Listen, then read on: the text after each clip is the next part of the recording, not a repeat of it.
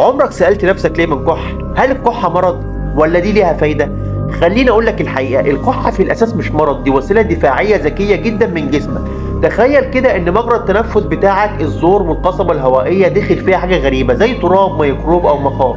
الجسم هنا ما يسكتش، يقول لازم نطلع ده بره فورا. في مستقبلات حساسة جدا موجودة في مجرى التنفس، اول ما تحس باي حاجة غريبة تبعت اشاره للمخ فورا. المخ يرد بسرعه ويعمل حركه قويه وذكيه جدا، تاخد نفس عميق وبعدين فجاه تطلع الهواء بقوه كبيره، وده اللي احنا بنسميه الكحه. الكحه دي بتساعد تطرد الميكروبات، تطرد الاتربه وتطرد المخاط. ازاي؟ طيب ليه بنكح لما نكون بردانين؟ لان الجسم بيكون مخاط زياده عشان يمسك الفيروسات والبكتيريا، بس المخاط ده لازم يطلع، فالجسم بيستخدم الكحه عشان ينظف نفسه. طيب هل الكحه دايما مفيده؟